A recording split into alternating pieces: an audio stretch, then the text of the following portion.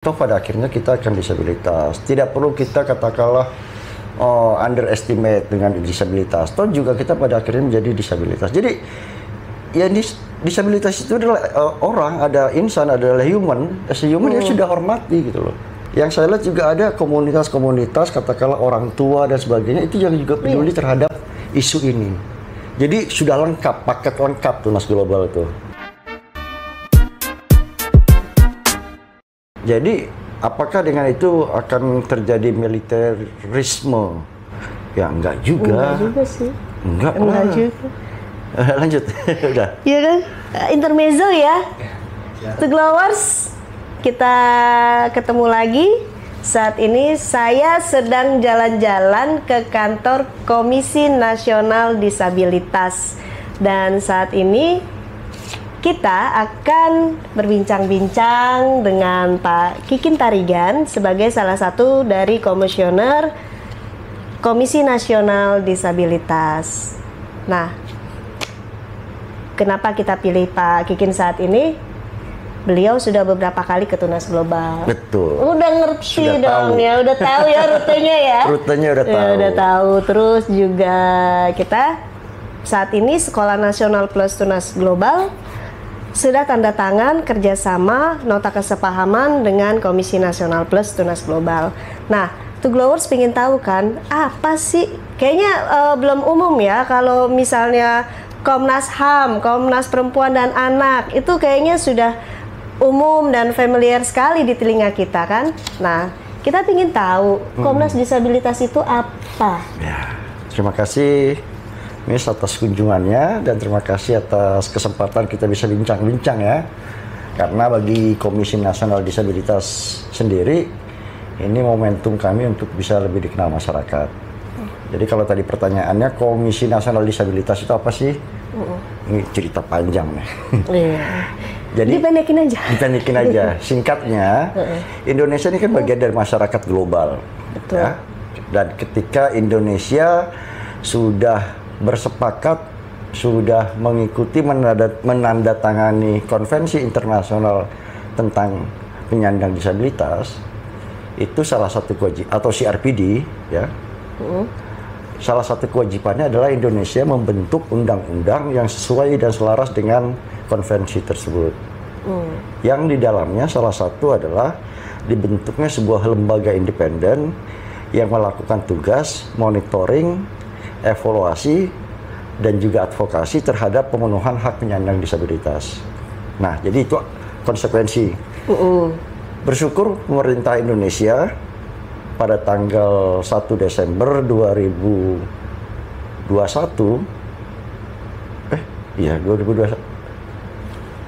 21 ya sudah mulai demensia. Nanti masuk situ kategori disabilitas ya. Kami dilantik 7 orang oleh Presiden. 7 orang. 7 orang. 7 orang itu 4 orang penyandang disabilitas, 3 orang non disabilitas.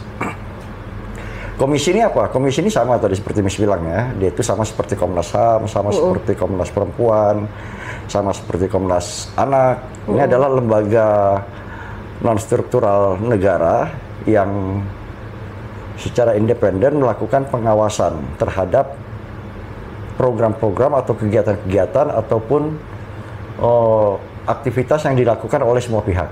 Sebetulnya tidak hanya negara.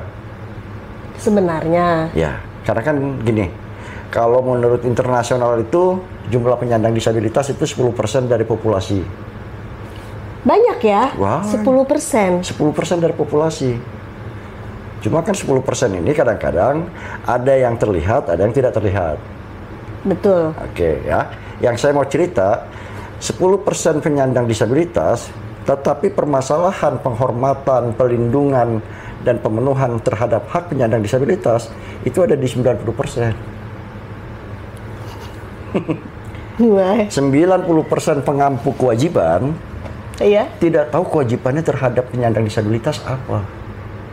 Iya. Terlihat sih dari apa? Mereka di sekolah, terus lapangan pekerjaan, terus dalam hidup bermasyarakat. Jadi kayaknya belum belum banyak ya, belum banyak untuk penyandang disabilitas itu mendapatkan porsi sesuai dengan kemampuannya. Ya. Jadi 90% itu adalah negara. Negara di dalamnya pemerintah pusat, kementerian lembaga, pemerintah daerah, provinsi, kabupaten, kota, bahkan sampai ke desa. Di dalamnya juga termasuk institusi pendidikan tadi disebutkan. Iya. Di dalamnya termasuk institusi ketenaga kerjaan, kepegawaian, bidang kewirausahaan. Di dalamnya termasuk penyedia-penyedia layanan di bidang transportasi, layanan umum. Itu 90% itu baik. Karena kan gini ya, kalau kita bicara ya penyandang disabilitas, tidak semua penyandang disabilitas itu memiliki IQ yang rendah. Oh ya. Terbukti mereka banyak yang sudah doktor, sudah ada menjadi dosen, tapi berapa persen sih? Nah itu kan dari, kalau yang orang tuanya aware ya, kalau yang orang tuanya itu sangat memperhatikan pentingnya pendidikan di dalam keterbatasan. Tapi kan mayoritas malah hampir masih 90% lah ya, 95% malah itu terutama untuk institusi-institusi pendidikan yang dikelola oleh pemerintah itu belum maksimal untuk hal itu.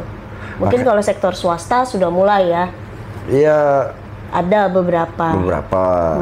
Cuma kan gini, tadi kan dikaitkan dengan kedisabilitasan ya. Disabilitas sendiri ragamnya ada banyak. Apa aja? Kalau secara undang-undang itu ada disabilitas fisik. Fisik itu mulai dari yang terkait dengan fisik ya, bisa karena misalnya salah satu kakinya kecil, salah satu atau dua tangannya tidak ada. Berarti atau kalau orang kecil. Polio bisa? Polio masuk disabilitas, ya, disabilitas orang kecil masuk disabilitas. Kemudian ada disabilitas sensorik, baik itu sensorik penglihatan, sensorik pendengaran, dan juga sensorik sensor bicara, ya itu. Kemudian ada juga disabilitas mental dan disabilitas intelektual. Nah selain itu ada juga disabilitas ganda. Jadi bisa saja dia sekaligus netra, sekaligus dia katakanlah fisik, atau sekaligus dia mental, tadi terkait dengan intelijensia misalnya. Nah, masyarakat kan belum aware, belum paham apa sih disabilitas itu. Padahal seperti tadi disampaikan, banyak teman disabilitas, ya, bukan hanya disabilitas dalam hal kecerdasan ya, bukan karena lambat belajar sebagainya, tapi mereka punya IQ, punya keterampilan, punya keahlian yang tidak sama dengan yang lain dan bahkan bisa lebih. Karena hakikatnya ketika ada salah satu sensor atau indera kita yang atau fungsi tubuh kita yang tidak ada, biasanya fungsi yang lain akan meningkat, akan bertambah seperti itu. Nah, kaitannya dengan itu memang masalah utamanya adalah ketika mereka mau bekerja tadi kan, ketika mereka mau bekerja, sebetulnya pemerintah atau undang-undang sudah memberikan ruang 2% untuk dapat diterima di lembaga kenegaraan termasuk BUMN, kemudian 1% di swasta. Ini nggak banyak yang tahu loh. Nggak banyak yang tahu, kemudian juga permasalahannya supply-nya nggak ada. Terbatas. Bisa kita hitung berapa teman-teman disabilitas yang berkuliah atau well educated lah ya. Well educated, kalau keterampilan intinya kan punya keterampilan, punya pemikiran dan sebagainya ya. Kan kita kerja kurang lebih seperti itu. Nah, ketika ruang itu dibuka tetapi teman-teman disabilitas tidak ada, atau kadang-kadang gini, ada formasi ASN yang dibutuhkan itu akunting. Sementara teman-teman lulusannya pendidikan khusus luar biasa, kan nggak nyambung. Oh iya, sedangkan saya lolos berkas saja enggak gitu ya. Lolos berkas saja enggak, belum tes yang lain. Tetapi memang kita butuh semacam suatu fungsi di tengah-tengah untuk mempertemukan antara supply sama demand. Jadi di Kabupaten Depok, berapa sih penyandang disabilitas jumlahnya? Kota Depok kita. Kota bukan Depok. Oh iya. kabupaten. Sekarang udah kota ya? Kota. Oh, iya. Aduh. Kelihatan oldies banget nih ya. Angkatan jadul. Nah, itu termasuk udah mulai apa? Tadi terkait disabilitas, saya balikin lagi. Jadi kan kita kan juga sebetulnya ada disabilitas karena sejak lahir. Ada yang genetik juga, ada yang juga karena terkait dengan masalah gizi. Ada juga terkait karena kesehatan, ada karena kecelakaan, dan salah satunya juga karena tua. Oh ya, orang tua, lansia, pasti disabilitas. Tidak pas akan niscaya ya. Fungsi pikir kita mulai pelupa, menurun, fungsi penglihatan, pendengaran, fungsi gerak. Ya. Jadi kan bicara disabilitas itu kan bukan sekedar apa ya? Bukan sekedar sebutan gitu. Tetapi ketika orang mempunyai hambatan. Kalau hambatan kita sudah sama, contoh gini nih. Ada teman-teman pada waktu pemilu nanya, apakah ODGJ itu bisa mendapatkan hak pilih? Saya bilang bisa. Kok bisa? Mereka kan nggak bisa milih gini-gini. Saya tanya, di rumah ada nggak keluarga kita yang orang tua yang sudah pikun, demensia? Ada. Mereka masih ingat nggak? Tahu nggak itu? Enggak. Tetap dapat hak. Tetap punya hak pilih.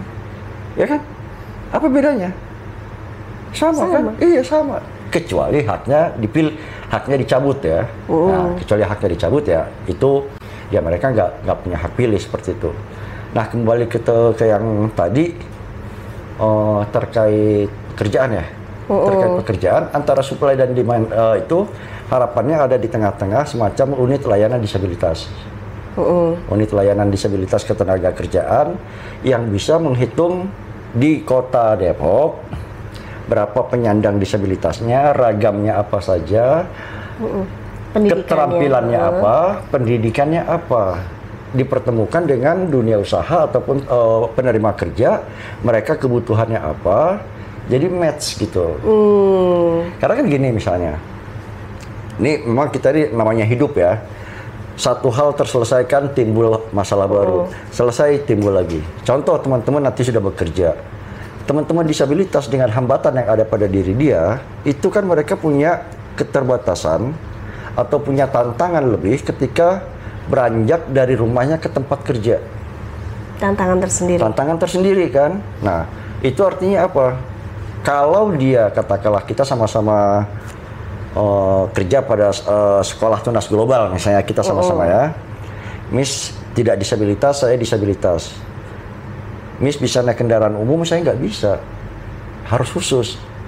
Jadi kalau saya harus naik Grab, berarti kan biaya saya lebih tinggi. Oh ya. Kalau tidak naik Grab, berarti harus diantar jemput. Diantar jemput. Bayar yang antar jemput juga. Bayar antar jemput juga. Nah, ini yang namanya extra cost. Teman-teman disabilitas apapun ragamnya, mereka punya extra cost. Maka ketika gaji kita sama, saving kita pasti beda. Karena extra cost saya lebih tinggi selaku penyandang disabilitas gitu. Betul. Kira-kira demikian. Nah, ini yang setuju ya, kita sebutnya sebagai hambatan ya to Glowers. Kenapa? Karena mostly orang-orang di luar sana tuh bilangnya cacat. Iya. Konotasinya sudah jadi negatif banget kan? Karena udah ketika cacat, ya kamu udah nggak bisa ngapa-ngapain. Betul. Ya kan? Dan itu tidak kita padahal tidak seperti itu kenyataannya. Ya. Kalau dibilang sempurna, kesempurnaan itu apa sih? Kan gitu. Iya. Mungkin dilihat secara fisik, mungkin ternyata tidak hanya fisik, kan sensorik juga dilihat. Jadi nggak ada kesempurnaan. Iya, kesempurnaan itu cara pandang ya. Iya. Ya kan? Sempurna itu cara pandang. Jadi hakikatnya ya semua sempurna. Karena Tuhan tidak menciptakan makhluk yang tidak sempurna kan? Iya, dengan tampilannya masing-masing. Dengan tampilannya masing-masing. Nah, terus dari sini, Komnas itu jadi Komnas Disabilitas ya, itu cakupannya tuh dari mana sampai mana sih? Nah, kalau dengar dari cerita tadi ya, itu kan mulai dari urusan pendidikan, urusan tenaga kerja, urusan sarana prasarana transportasi, urusan keagamaan. Coba kita lihat sekarang. Iya. Penyandang disabilitas banyak gak di masjid, di gereja, di pura? Jangan-jangan nggak ada. Bukan nggak ada.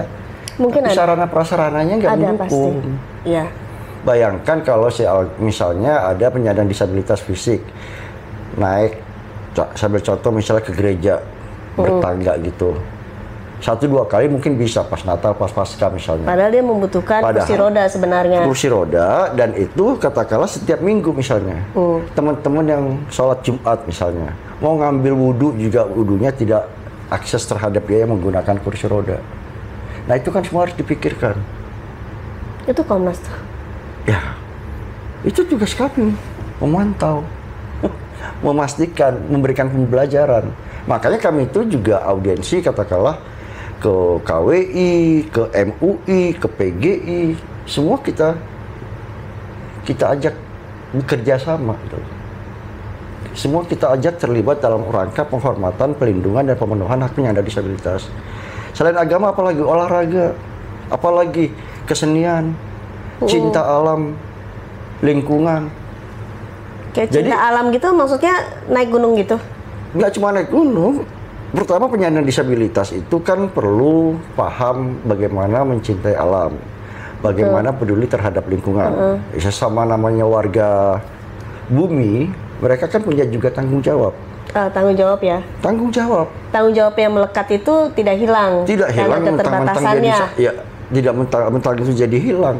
Mereka juga wajib tanam pohon, wajib juga menjaga agar sampah-sampah tidak dibuang sembarangan, menggunakan barang-barang katakanlah yang ramah lingkungan.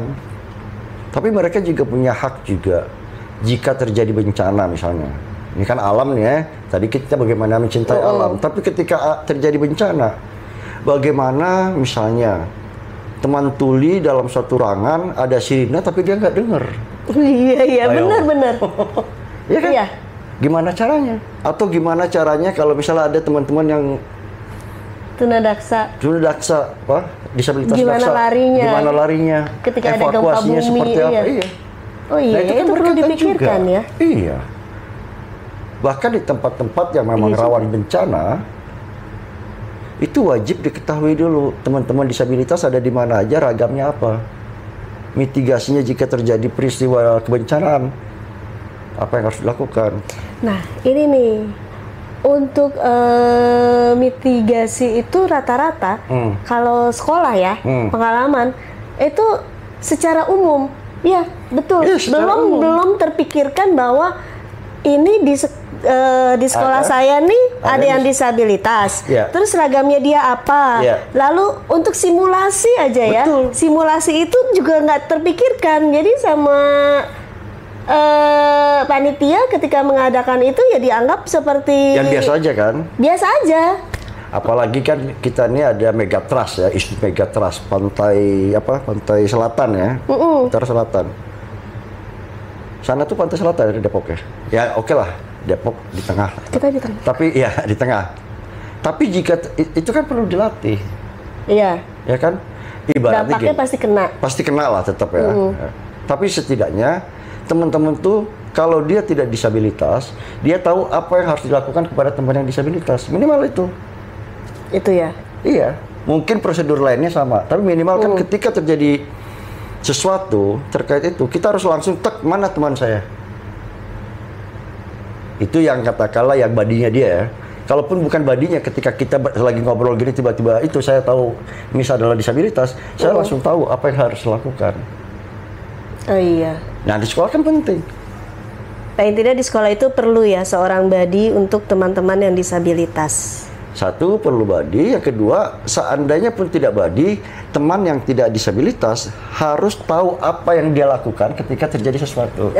Teman disabilitas terdekatnya, apa yang harus dia lakukan pada saat itu ya. Bisa saja kan ketika dia lagi di mana, dia sama Pak Satpam atau dia sama Ibu Kantin, ya ketika dia juga tahu, dia harus tahu apa yang harus dilakukan terhadap dia misalnya.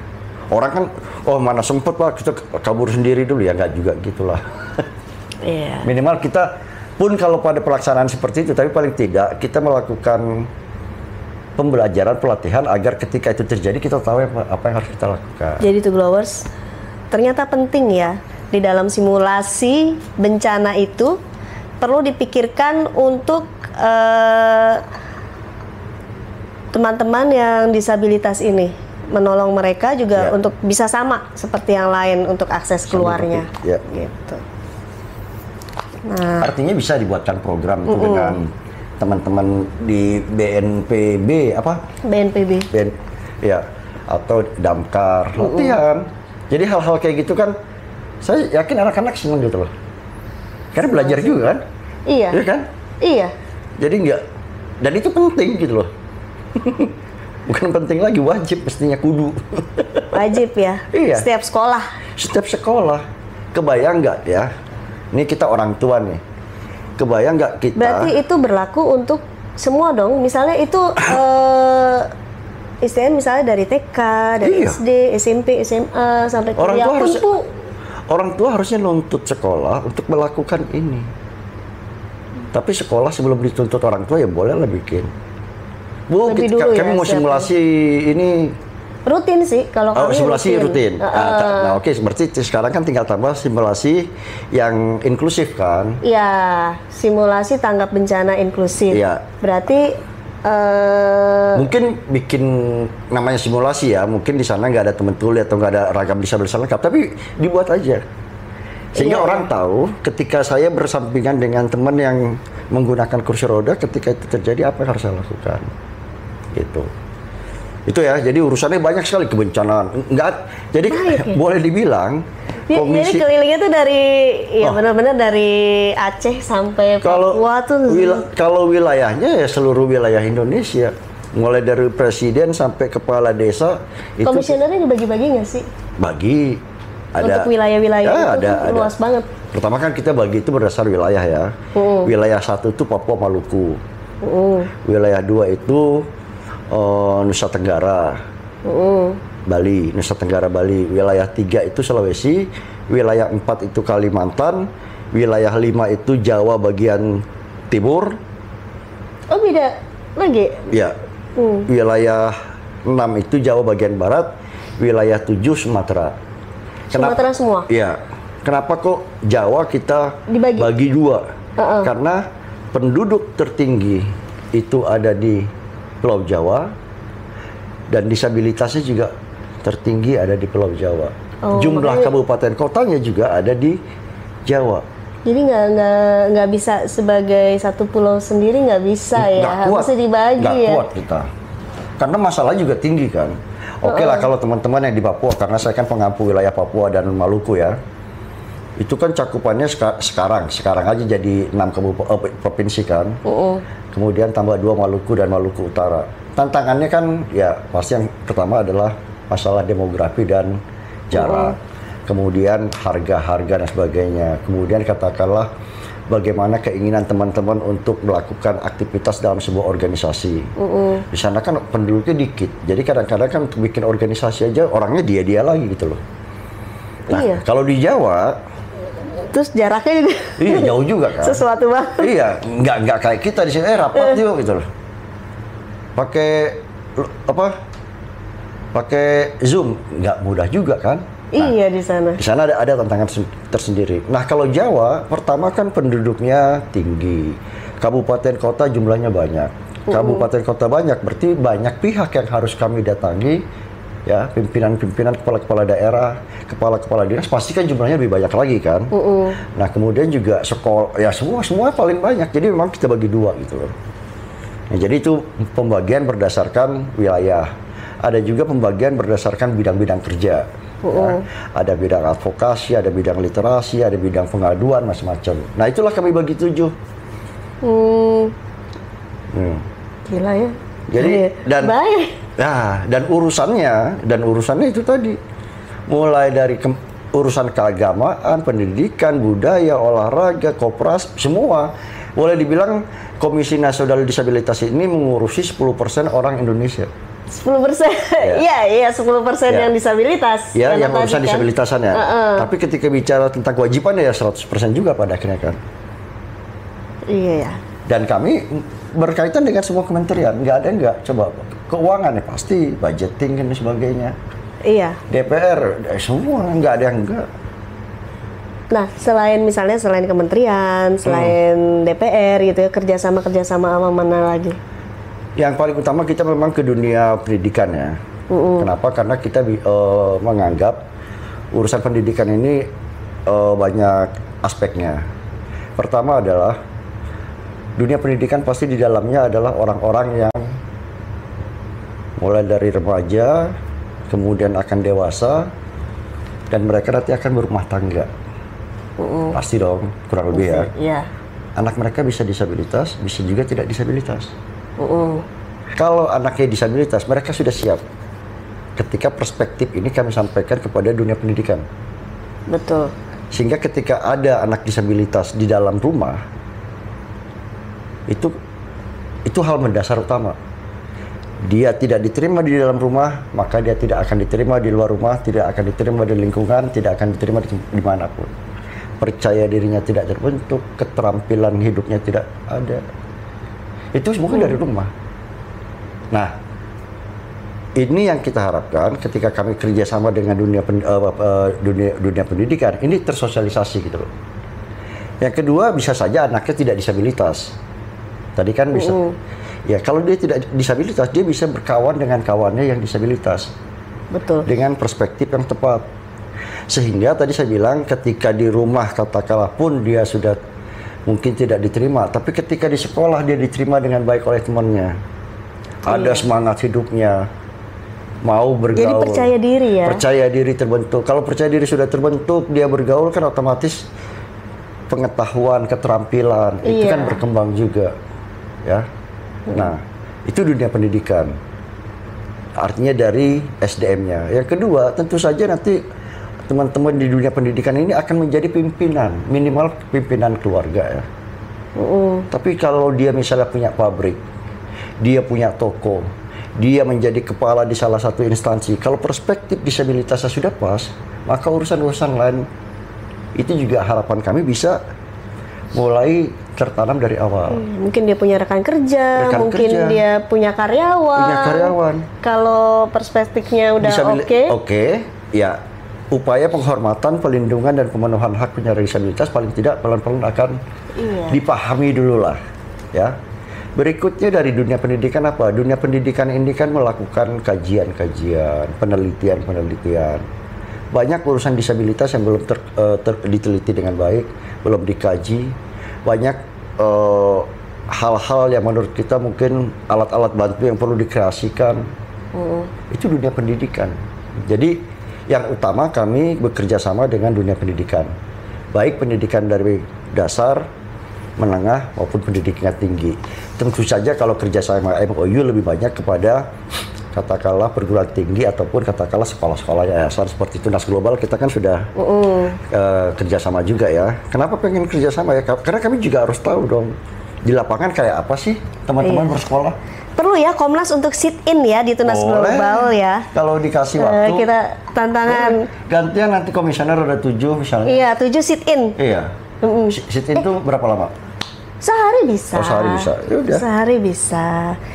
Terus ya ada sih ragam yang baru ada satu, tuli ada, tapi nggak ini ya setengah total, yang setengah 40 desibel. Bisa aja ngundang, nanti kan komisioner ada 7, gantian aja. Gantian ya sit in, ini kayaknya seru. Jangan ya. Bareng, kalau bareng biar tahu di lapangan tuh seperti apa. Iya, betul.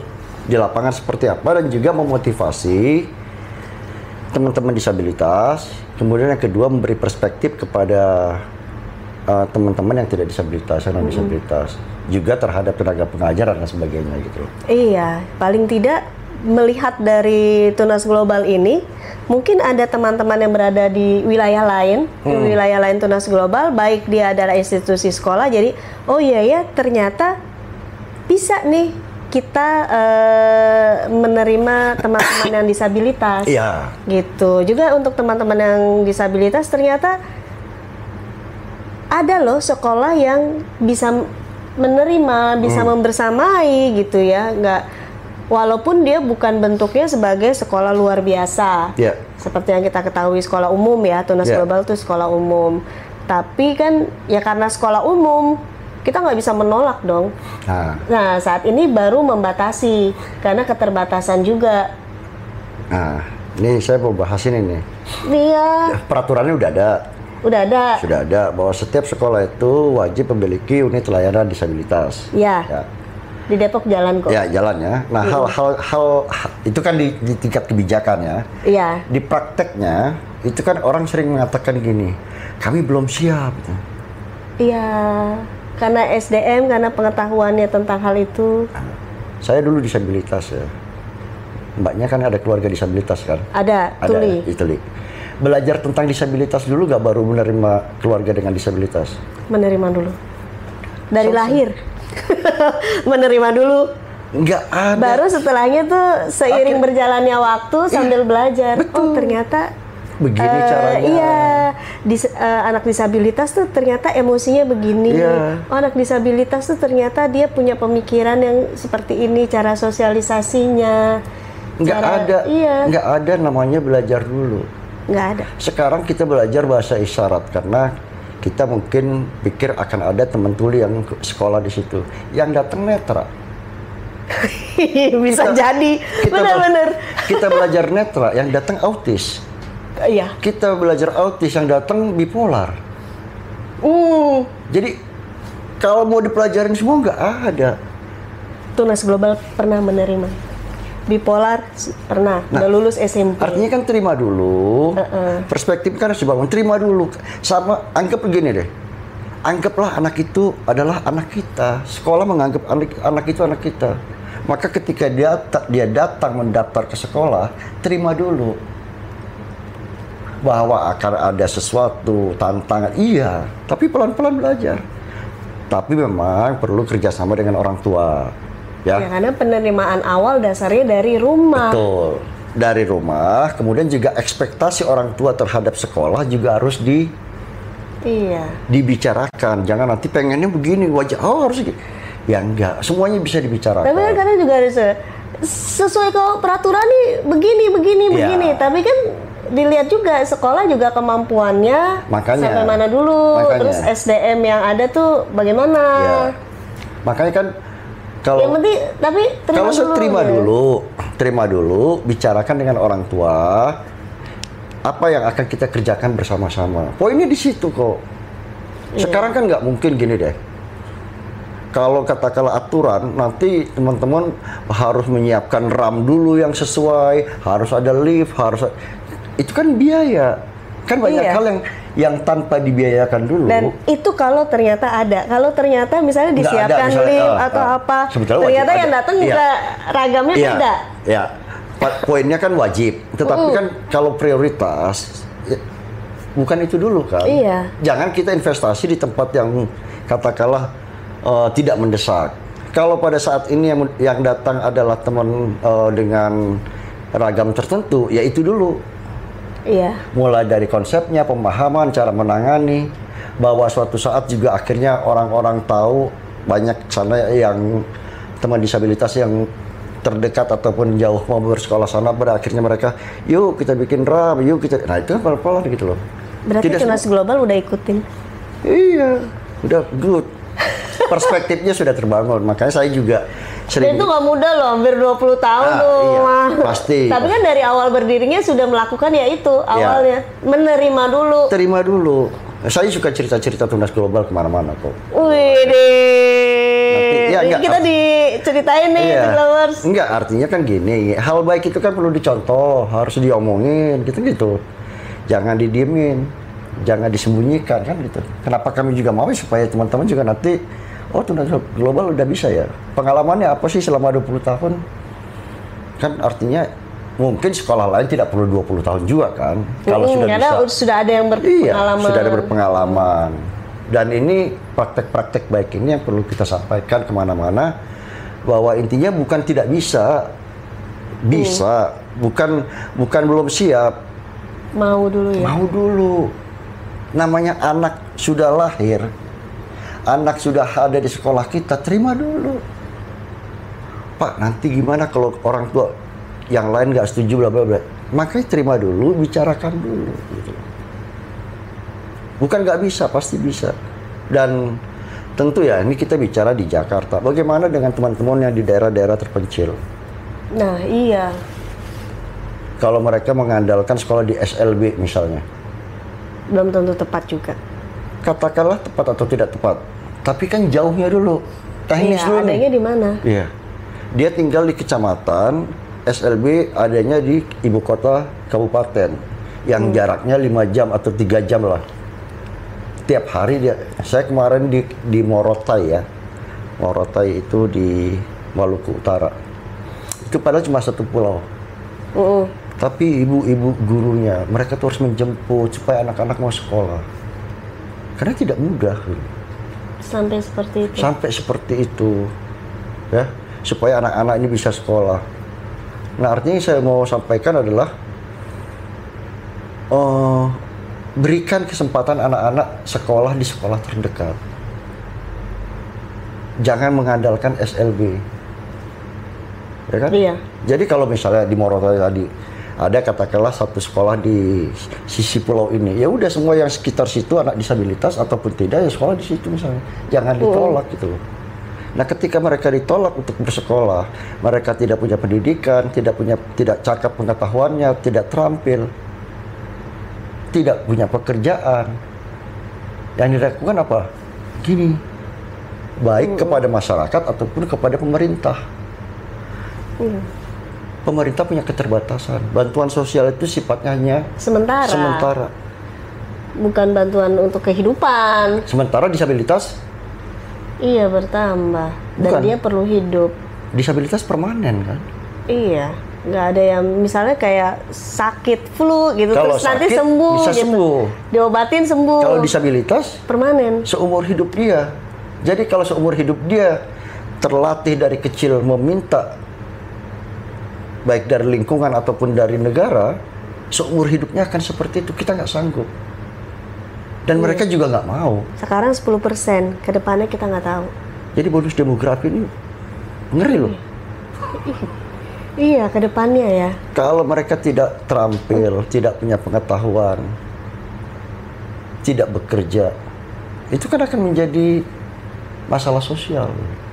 Nah, itu yang kenapa sekali lagi kami itu berupaya lewat pendidikan lah ya, kembali lewat pendidikan sebagai mitra utama kita. Tentu kita juga bekerja sama dengan pihak-pihak lain, dengan tokoh-tokoh agama, dengan dunia swasta. Artinya meskipun supply demand tadi tidak ketemu, tapi paling tidak ada afirmasi lah.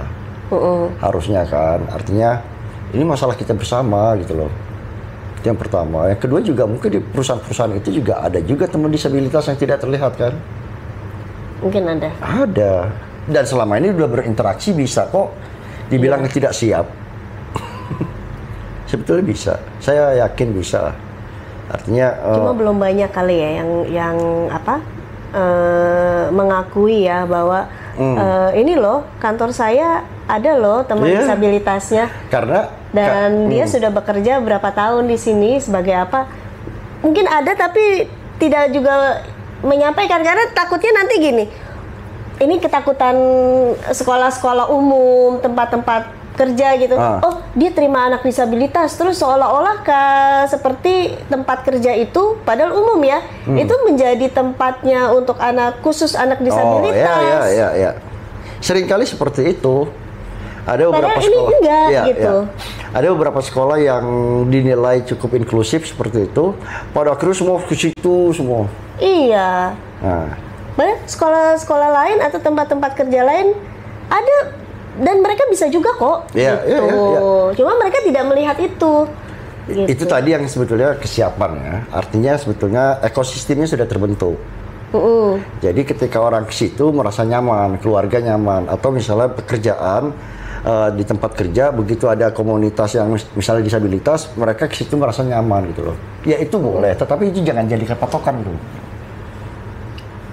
Iya. Kan ada satu industri mereka tuh lebih suka teman-teman tuli. Dan banyak juga akhirnya kerja di situ. Karena apa? Ya lebih disiplin, nggak banyak ngobrolnya gitu. Iya, fokus kerja. Karena kan ya, nggak, ya. kalau udah ngobrol kan ditinggal kalau tuli, nggak bisa disambi. Iya. Nah, cuma kan itu juga satu sisi kita katakan wah good, mantap gitu. Tapi nggak boleh juga itu menjadi semacam apa? Pembenaran juga ya. Pembenaran gitu loh. Jadi jangan nanti, oh ya kami hanya bisa terima hanya tuli juga, yang lain enggak. Kan itu juga nggak bisa gitu. Jadi pada prinsipnya ada hal-hal yang sifatnya umum lah, universal ya, yang harus disiapkan oleh, katakanlah kalau tadi bicara konteks tenaga kerja, oleh penerima kerjanya. Kalau misalnya konteks sekolah, ada hal-hal yang universal yang harus disiapkan oleh sekolah gitu. Tapi prinsip dasarnya terima dulu. Terima dulu ya. Toh di dalam keluarga kita pasti ada yang disabilitas. Iya. Dan kelak kita akan menjadi Tidak disabilitas. sekarang mungkin nanti. Nanti pasti. Itu pasti niscaya. Kalau dilihat sekarang angka stroke berapa? Oh iya. Usianya udah makin muda nih angka stroke Ya, nih ya. betul. Usia 40-an itu sudah mudah-mudahan ada. kita bisa terus ya. Ya. Tapi itu artinya kalau kita pada akhirnya menjadi disabilitas, kenapa kita tidak siapkan? Sekolah menyiapkan, masyarakat menyiapkan, pemerintah menyiapkan yang ramah disabilitas, yang universal. Karena besok saya juga, ibarat gini deh, saya nggak mau menghabisi masa tua saya, tinggal di rumah, nggak bisa nongkrong kopi di warung kopi karena jalannya tidak akses. Iya benar. Saya harus tetap bisa menikmati hidup. Iya, ya. Walaupun mungkin jalan udah susah Iya, gitu ya. tapi kan kalau misalnya nih ya, misalnya saya udah tua nih, ya pasti tua ya. Pasti tua. Ya pasti tua. Tapi kalau saya minum di rumah sendiri, ya, Udah gitu terus nggak ada temen gitu. nggak ada teman ngobrol, pasti umurnya, apa ya? Angka harapan hidupnya pasti, ya umur memang Tuhan ya. Tapi dari situ bisa kita duga itu ya angka harapannya rendah kan. Tapi kalau saya masih bisa kursi roda, ketemu teman, apa kabar? Walaupun di kursi roda Walaupun ya. di kursi roda. Halo Pung, sehat Pung, sehat. Halo Mbah, mau kemana Mbah? Sono. Walaupun lama-lama istilahnya kayak misalnya sambil ngopi tapi ngopinya pakai sedotan gitu, Iya. dia nggak kuat gini. Iya. Tapi kan ketika kita berinteraksi, relatif menurut saya sih lebih sehat ya. Bayangkan kalau cuma hanya di rumah, belum lagi kalau bed rest kan. Yang Iya. ada pasti stres doang, makin stres ya makin cepet Iya. meninggoy. Iya. Nah, itu jadi pertama, tidak perlulah kita menstigma tentang disabilitas. Toh pada akhirnya kita akan disabilitas. Tidak perlu kita katakanlah underestimate dengan disabilitas. Toh juga kita pada akhirnya menjadi disabilitas. Jadi ya disabilitas itu adalah orang, ada insan, adalah human. As a human ya sudah hormati gitu loh. Siapkan fasilitasnya, buat dukungannya, udah seperti itu. Jadi contoh nih RAM ya, RAM bidang miring. Itu untuk pengguna kursi roda bagus ya. Untuk ibu-ibu yang punya anak kecil juga bagus kan, pakai stroller, ya kan, Cepat, iya. cepet kan. Untuk ibu-ibu hamil juga jalan gitu lebih gampang kan daripada di jalan Jadi dia harus tangga. naik ke Iya. tangga. Nah itu kan tidak hanya digunakan oleh penyandang disabilitas. Iya. Jadi Iya juga ya. desain universal itu untuk semua. Iya lagi. Ya kan? Kalau kita punya orang tua kita dorong juga, ya punya anak kecil kita dorong pakai lewat situ juga, semua gitu loh. Jadi pemahaman yang ini yang perlu dimiliki oleh semua, termasuk di sekolah misalnya. Buat apa sih nggak ada anak kita ya disabilitas kok? Besok kita orang guru kan belum tentu juga loh. Tiba-tiba kita guru kena stroke atau karena apa? Fasilitasnya nggak ada. Lagi. Gara-gara gitu kita dipecat. Kan nggak enak Padahal juga. sebenarnya bisa gitu, tapi hanya terbatas. Nah, kan tinggal pengaturan. Iya. Kan pengaturan kan. Oke lah kalau gedung baru yang itu, tapi pengaturan kok. Pada intinya pengaturan.